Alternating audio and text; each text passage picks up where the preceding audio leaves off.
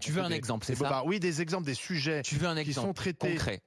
sur ces réseaux sociaux par rapport aux médias Ok, et traditionnels. ben, ce qui était traité sur les réseaux sociaux, la situation géopolitique entre Israël et la Palestine. La Palestine, les premiers mois, on n'entendait pas parler. On n'entendait pas parler de Gaza. Il y avait une omerta sur les chaînes traditionnelles. C'était presque comme le masque à l'époque du Covid. Eh bien, bien sûr. Alors, C'était là, presque comme tu le dis ça masque pour à exciter l'époque du Barbara. On Covid. n'entendait parler que de ça, Non, matin, midi, pas soir. sur les médias. Non, ah bah oui, mais que dans un seul sens. Ah bon. Que dans un seul sens. Trop Et pro-Israël, en fait. exactement. On n'avait pas, je suis désolé, en face de nous, les images pour permettre aux personnes qui étaient derrière leur écran de se rendre compte véritablement de la situation qui se passait véritablement aussi à Gaza. Ah, parce Et qu'il y avait pas d'image, justement. ça, c'est une parole Ah bah oui. qu'on a pu retrouver sur les réseaux sociaux. Et là, les Françaises et les Français se sont rendus compte, je crois, ça a été comme un déclic, en se disant, mais en fait, sur les réseaux, j'entends parler de sujets, je vois des images qui ne sont pas traitées dans les médias traditionnels.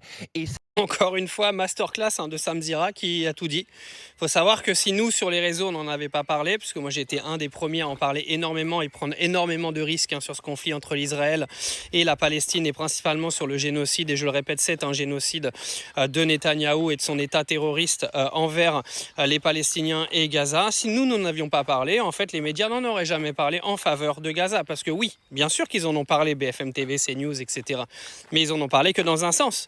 Ils ont toujours fait passer en gros les Gazaouis pour des terreaux et les Israéliens pour des victimes. Sauf qu'on s'est rendu compte au fur et à mesure des semaines et des mois que ce narratif en fait il passait plus et que c'était très compliqué de le justifier de plus en plus sur les plateaux de télé quand on voyait les chiffres sortir du nombre d'enfants morts, de nombre de gens tués tous les jours sans aucune raison, et ça devenait problématique. Donc ce qui s'est passé, c'est qu'au fur et à mesure, l'info elle a switché. C'est-à-dire qu'on a commencé à parler un peu plus de Gaza, etc., etc. Même nos politiques ont tourné leur veste, parce qu'à la base Macron, etc., c'était vraiment mais que de la politique pro-Israël, parce que ces pays-là ont toujours défendu Israël. C'est pour ça que quand les gens me parlent de Dubaï en permanence en me disant oui, Dubaï, oui, le Maroc, pro-israélien, je sais pas quoi. Les gars, vous vivez aujourd'hui sur un territoire français qui est pro-israélien. Il l'a toujours été. Donc il faut que vous arrêtiez d'être dans le déni comme ça. Là, vous êtes aujourd'hui dans un pays pro-israélien. Et vous avez vu la politique au début de ce conflit entre Israël et Gaza, que ce pays était pro-israélien. Macron a fait une politique pro-israélienne pendant plusieurs mois, voire même de très longs mois, et puis est venu au fur et à mesure switcher un petit peu son discours, parce qu'il s'est rendu compte en fait qu'il avait dit un paquet de conneries, et que même auprès de l'opinion publique, il valait mieux commencer à se neutraliser, plutôt que d'aller toujours dans le sens d'Israël.